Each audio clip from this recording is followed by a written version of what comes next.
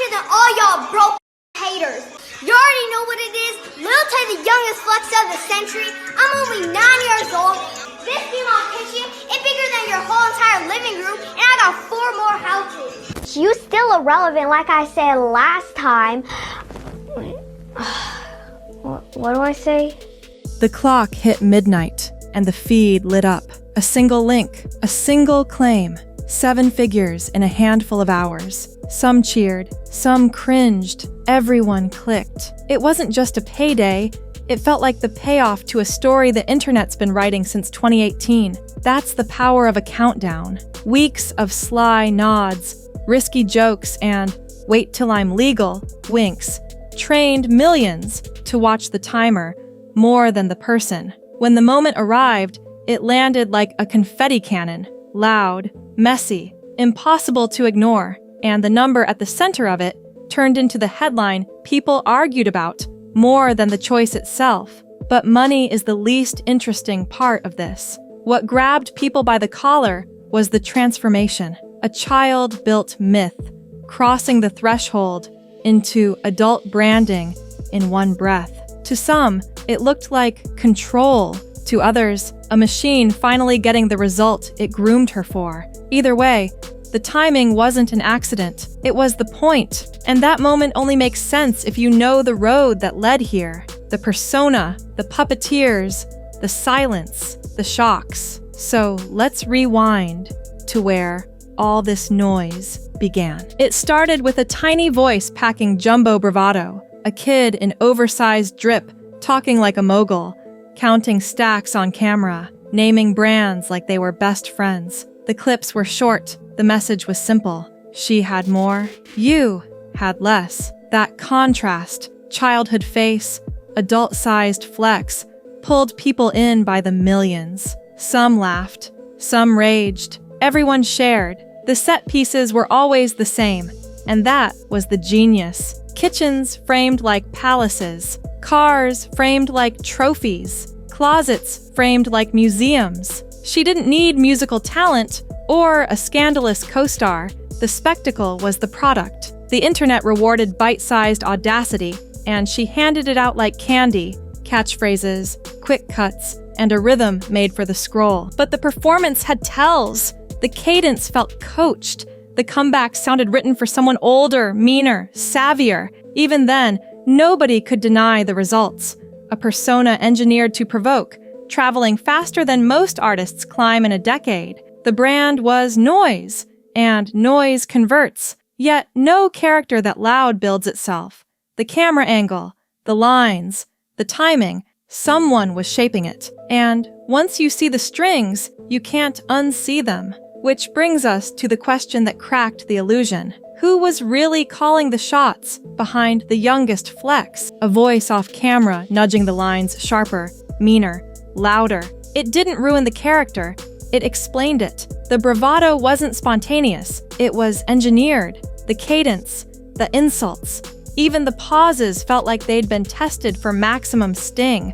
What looked like chaos was choreography. Once you notice the fingerprints, they're everywhere. The set pieces weren't random trophies. They were props arranged to sell a feeling, scale, shine, superiority. The lines landed in a tight rhythm because someone drilled them until they hit with meme-ready precision. The persona didn't just talk like a villain, it paced like one. Short bursts, clean catchphrases, easy to clip, built for the algorithm's appetite for outrage. The internet rewarded it immediately. Provocation is highly clickable. A child acting out adult arrogance is even more clickable. That's the cynical math the character exploited.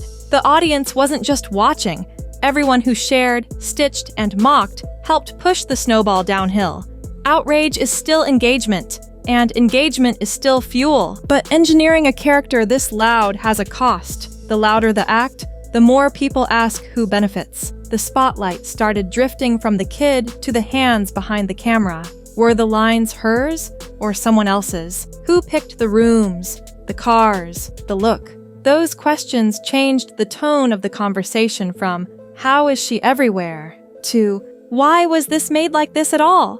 And with the questions came scrutiny. Platforms, parents, commentators, even casual viewers recalibrating what they were comfortable amplifying. The feed that had once cheered the spectacle began to study it. That's when the volume dropped, not because the character ran out of lines, but because the story behind the story took over. But when the cameras went quiet, the internet didn't forget. It waited. And the next time this name surged back into the timeline, it wasn't for a punchline. It was for a headline no one was prepared for. Posts slowed. Captions softened. The character that once shouted through your feed started whispering, or vanished altogether. In the quiet, a different story took shape. One without punchlines, lawyers, parents, paperwork. Suddenly, the question wasn't what's the next stunt? It was, who gets to decide if there's a next stunt at all? You could feel the tug-of-war even if you didn't see the ropes. One side framing it as guidance, the other as control. Words like custody, guardianship, and best interest replaced the slang of flex culture. The audience that once measured everything in views began measuring something heavier, responsibility. It's easy to scroll past a character. It's harder to ignore a kid with a calendar full of court dates. The brand didn't disappear. It was benched. Deals stalled. Collaborations drifted. The algorithm moved on, as it always does. But the name never fully left the room. It lingered in headlines and comments as a case study. What happens when a viral persona hits a real-world wall? Fame thrives on momentum. Legal processes do not. That mismatch drained the spectacle of its speed and forced everything to slow down. And yet, silence online is never really silence. It's a waiting room. Speculation kept humming, piecing together scraps, inventing motives, drawing timelines no one had confirmed. For a while, the safest prediction was that nothing would happen. Then, out of nowhere, something did. Loud, unbelievable, and devastating enough to stop every other conversation cold. The headline landed like a punch. She was gone. No context, no build-up, just a stark announcement that froze timelines and pulled strangers into the same stunned room. For a few hours, the internet wore black. Tributes stacked up. Old clips resurfaced with new meaning. Even critics went quiet because grief cancels arguments. Then, the floor gave out. The account, we were told, was compromised. The post wasn't real. The story snapped from tragedy to twist in one refresh. Grief turned into anger. Sympathy turned into side-eye. People felt used, whether by a bad actor or by the narrative machine itself. You can't unring a bell like that. Trust leaves quickly and returns slowly. And this moment shoved the entire name into a new category. I'll wait for confirmation. That's the real damage of a hoax. Everyone becomes a detective, and every future post has to fight suspicion before it earns attention.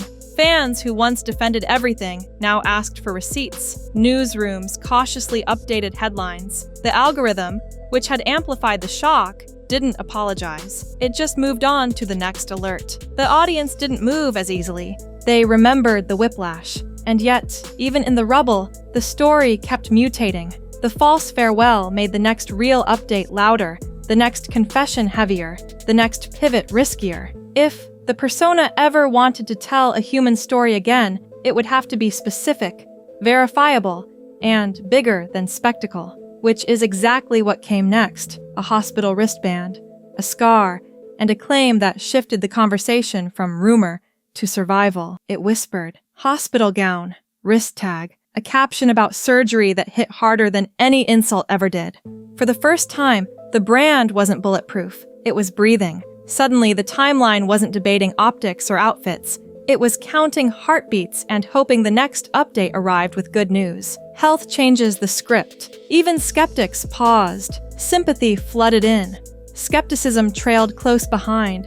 And the comments split between prayers and fact checks. That's the tax of past spectacle. When you finally share something fragile, people want proof before they offer faith. Still, the message landed. This was a teenager confronting a scalpel, not a camera. Short notes, small wins, a promise to slow down and grow up. For a moment, the persona and the person seemed to overlap, and the audience saw what they'd been missing. A kid who'd been turned into a headline learning how to be a human again. The noise dialed down. The room felt quiet enough to heal, but quiet never lasts online. Healing becomes a runway, and a runway leads somewhere. The question wasn't if she'd return, it was how. Would the next chapter lean into art or controversy or both? That answer arrived on a specific day, at a specific minute, with a link the entire internet seemed ready for. The day landed like a cymbal crash. Birthday at midnight. Tease becomes promise. Promise becomes link. In minutes, the comments turned into a stadium. She did it. She shouldn't. How much? The answer, according to her, was simple and explosive. 7 figures in a few hours. Subscriptions, tips, private messages, the works. Screenshots followed. Totals stacked. Doubt did too. Countdown culture made it inevitable. Weeks of winks, polls, and drop the link? Jokes trained the feed to wait at the door. At 18, she opened it and sold the room. Some called it a masterclass in timing. Others called it the final line crossed by a brand raised on provocation. The truth sat in the middle, a moment designed to be argued about as much as it was consumed. Receipts became the battleground. She posted breakdowns. The platform stayed quiet. Fans treated the images like earnings calls. Critics treated them like ads. Either way, attention converted, because headlines don't need audits to move culture. The number, verified or not, did its job. It turned a debut into a myth, and a myth into momentum. The pivot was textbook. Tease, threshold, payday, then a promise of more behind the paywall. It wasn't a goodbye to the old persona. It was a monetized remix. Shock still mattered, but now it had tiers and pricing. The audience learned the new rules in real time. If you want the next chapter, follow the funnel. But big moments cast long shadows. Empowerment or exploitation? Survival or sales pitch? A young woman taking control or a system cashing in on the last boundary it created? Those questions didn't dull the buzz. They deepened it. And they set up the only part of the story that actually decides the ending. What she does after the fireworks burn out, always. After the fireworks, there's a quieter room where numbers stop trending and choices start aging. That's where this story lives now. Not in the launch, but in the after. Can a moment designed to shock evolve into a career designed to last? Because virality buys a ticket, it doesn't buy a map. 2 paths are obvious. One is scale. Keep the funnel moving. Exclusive drops, collabs, merch, paid messages, live streams. The machine loves a routine, but routine kills mystique. The other path is craft. Music with weight, videos with point of view, streaming that feels like presence instead of provocation. Craft is slower, but it compounds. The question isn't which route makes money today. It's which one keeps an audience when the next scandal shows up with louder speakers. There is a compass here. Trust. It broke during the hoax. It bent under the coaching leaks. It wobbled through the countdown. If she wants staying power, she has to over-deliver where it counts. Clarity, boundaries, consistency. Not because the internet deserves her diary, but because a sustainable brand can't be built on gotcha forever. People will pay for surprise once. They stay for substance. A persona that shouts for a living eventually drowns out the person running it. You can't sprint from shock to shock without burning out or repeating yourself. The grown-up move isn't bigger fireworks, it's better framing. What do you stand for besides the gasp? What's the story when the camera isn't hungry? If she threads the needle, keeps the mystique, adds a spine, treats attention like capital instead of oxygen, this could be a case study in reclaiming a narrative that swallowed its star. If not, the same algorithm that crowned her will crown the next kid faster, louder, cheaper. That's the cost of a feed that never sleeps. And that's the pivot point we've reached. The headline did its job. The link did its math. Now comes the only part that actually decides the ending.